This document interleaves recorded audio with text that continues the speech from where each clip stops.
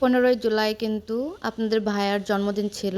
আর ঠিক ওই দিনই কিন্তু আর্জেন্টিনার খেলা ছিল ফাইনালে যাওয়ার জন্য। ওই দিনটা আমরা কী করেছিলাম সেই সব নিয়ে থাকছে আজকের এই ভিডিও। হ্যালো এভরিওয়ান, আসসালামু আলাইকুম। সবাই কেমন আছেন? আলহামদুলিল্লাহ আমরা সবাই ভালো আছি। এখানে একটা পার্সেল দেখতে পাচ্ছেন, আর এই পার্সেলটা কিসের পার্সেল অবশ্যই আপনাদের সাথে শেয়ার করব। এর ভিতরে কিন্তু শুটকি মাছের ভর্তা রয়েছে। তো আপনারা অবাক হয়ে যাবেন যে শুটকি মাছের ভর্তা এভাবে আবার কিভাবে। তো অবশ্যই আপনাদের দেখাবো যে কিভাবে শুটকি মাছের ভর্তাটা আমি নিয়ে আসছি। তো এটা একটা পেজ থেকে আমি এটা অর্ডার দিয়েছিলাম। অনেক দিন ধরেই আপনাদের ভাইয়া একটা পেজ থেকে এই শুটকি দেখিয়ে বলছিল যে এই শুটকি একদিন অর্ডার দিতে হবে। আর আমার খুব খেতে ইচ্ছা করতেছে, বারবার করে এগুলো আর কি সামনে আসতেছিল। তো আমাকে বলে রাখছিল যে সে এই শুটকি খেতে চায়। তো তার কিন্তু এমনিতেই শুটকি অনেক পছন্দ, শুটকি ভর্তা। এরপর 15ই জুলাই যেহেতু ওর জন্মদিন ছিল, তো আমিও ভেবে নিয়েছিলাম ঠিক ওই দিনেই এটা আমি ওকে সারপ্রাইজ দিব। তো আমি কিন্তু এটা অর্ডার দিয়েছিলাম 3-4 দিন আগে। তবে এই শুটকি কিন্তু 15 তারিখের 2 দিন আগে আমার কাছে এসেছিলো। তো আমি লুকিয়ে রেখেছিলাম যে ওকে আমি ঠিক 15 তারিখেই গিফট দিতে চাই। তো এখানে দেখুন 2 ধরনের শুটকি আছে, একটা হচ্ছে চ্যাপা শুটকি আর একটা হচ্ছে বাঁশপাতা শুটকি। আর এটা আমি আশলির একটা পেজ থেকে অর্ডার করেছিলাম। তো দেখতে কিন্তু অনেক লোভনীয়, আর ওই পেজে এমন এমন রিভিউ আছে যে দেখে আর কি অর্ডার না দিয়ে পারলাম না। তো এটার টেস্ট কেমন অবশ্যই আপনাদেরকে জানাবো, তো ভিডিওর শেষে অবশ্যই জানিয়ে দেব।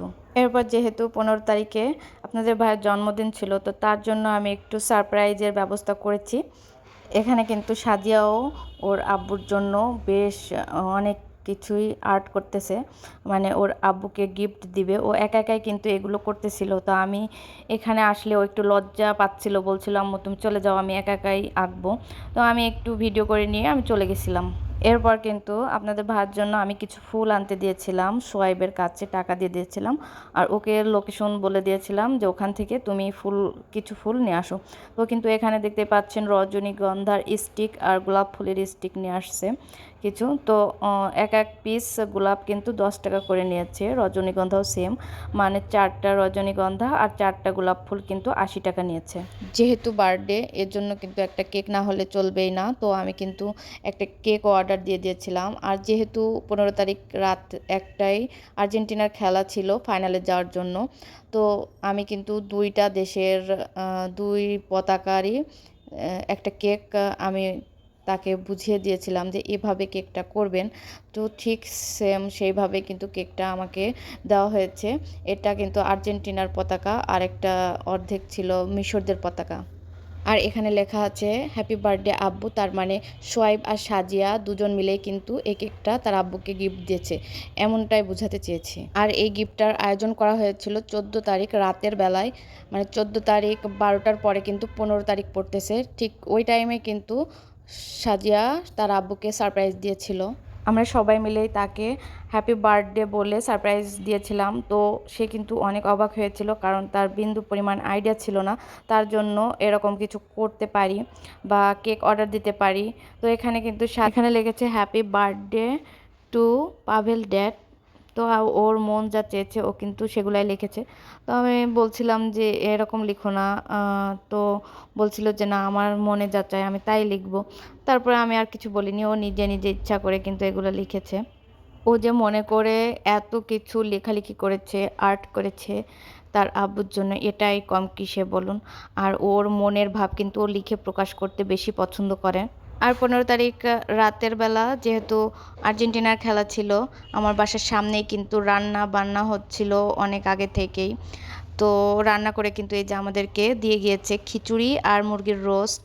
আপনাদের সাথে আমি একটু শেয়ার করতেছি আমার বাসার সামনে কত আয়োজন হচ্ছে, দেখুন কত আনন্দ করতেছে সবাই মিলে। এই যে সামনে রান্না করে খিচুড়ি আর রোস্ট খাওয়া দাওয়া করতেছে। রাতের বেলায় যে কয়দিন আর্জেন্টিনার খেলা হয়েছিল এরা কিন্তু এরকম মজা করতো, তো দেখতে আসলে ভালোই লেগেছিল। তবে আমরা কিন্তু জানি আর্জেন্টিনা ফাইনালে কিন্তু হেরে গিয়েছে, তো ফাইনাল পর্যন্ত গিয়েছে এটাই আসলেও অনেক আমাদের কাছে। খেলা শুরু হওয়ার আগেই কিন্তু আপনাদের ভাইকে বলেছিলাম সাজিয়ার সাথে কেকটা কাটো, তো ও কিন্তু ক্যামেরায় আসতে চায়নি, তারপর আমি একটুখানি ভিডিও করে নিয়েছিলাম। এবার কিন্তু দেখতেই পাচ্ছেন কেক কেটে কিন্তু আমি কিন্তু খাইয়ে দিচ্ছিলাম সোয়াইব, সাজিয়া আর আপনাদের ভাইয়াকে। তো এখানে যে সাজিয়াও কিন্তু কেকটা খেয়ে নিচ্ছিল। এরপর যেহেতু আর একটু পরে খেলা শুরু হবে, তো নিচেই সাজিয়ার দাদা কিন্তু চেম্বারে রয়েছে, ওখানে কিন্তু মানে খেলা দেখে সবাই মিলে। তো এরপরে কিন্তু যে খিচুড়ি আর রোস্টটা দিয়েছিল সেইটা কিন্তু সবাই মিলে একটু একটু করে ভাগ করে আমরা খেয়ে নিচ্ছি। আর সাজিয়ার দাদা নিচেই খাওয়া দাওয়া করেছে, মানে ওখান থেকেই আর কি তাকে চেম্বারে খাবার দেওয়া হয়েছে, সে সেখানেই সবার সাথে মিলে বসে কিন্তু খেয়ে নিয়েছে। তো এখানে টেবিলে কিন্তু সোয়াইব, সাজিয়া, আপনাদের ভাইয়া আর আমি পরে গিয়ে একটু খেয়েছিলাম। এরপর কিন্তু কেক আর মিষ্টি আমি বাটিতে করে করে দিচ্ছিলাম, সাজিয়ার দাদার কাছে দিয়ে পাঠাচ্ছিলাম, ওখানে বেশ কয়েকজন রয়েছে, তারা মিলে সাজিয়ার দাদা খেয়ে নিবে। এখানে যে আমি ফ্রিজে করে করে দিয়ে দিচ্ছিলাম। আর এখানে যে মিষ্টিটা দেখতেছেন এটা কিন্তু সাজিয়ার দাদাই কিনে এনেছে। এরপর কেক কাটতে কাটতে আরেকটা জিনিস লক্ষ্য করলাম, কেকের ভিতর প্রচুর পরিমাণ পিঁপড়া ছিল, এটা দেখে আসলে খাওয়ার রুচিটাই শেষ হয়ে গিয়েছিল। এখানে খেয়াল করলে দেখতে পারবেন অনেক বড় বড় পিঁপড়াও ছিল, তো যাই হোক ওটা ইগনোর করেন। আর এখানে চাপা শুটকির যে ভর্তাটা আমি নিয়ে আসছিলাম অর্ডার দিয়ে, সেইটা ভাতের সাথে খেতে কেমন এর রিভিউটা আপনাদের সাথে শেয়ার করি। তো আমি এখানে কিন্তু বাঁশপাতার শুটকি একটু নিয়ে নিয়েছি আর চাপা শুটকি একটু নিয়ে নিয়েছি, তো আলাদা আলাদা করে কিন্তু আমি শুটকি দিয়ে ভাতটা মেখে নিয়েছি। এরপরে কিন্তু আমি মুখে দিতেই এতটা মজা, মানে গরম ভাতের সাথে এটা খেতে কিন্তু খুবই টেস্ট আর মজা। তবে এই শুটকি কিন্তু সাজিয়ার দাদা একদমই পছন্দ করে না, কিন্তু আমি এবং আপনাদের ভাইয়া অসম্ভব পছন্দ করি। আমি কিন্তু এখন এই যে গরম ভাত দিয়ে খেয়ে নিচ্ছি। তবে ভিডিওটি আশা করছি আপনাদের সকলের কাছে খুবই ভালো লেগেছে। যদি ভালো লেগে থাকে লাইক, কমেন্ট, শেয়ার করতে ভুলবেন না। আপনারা সবাই আমাদের জন্য দোয়া করবেন। সবাই ভালো থাকবেন। আল্লাহ হাফেজ।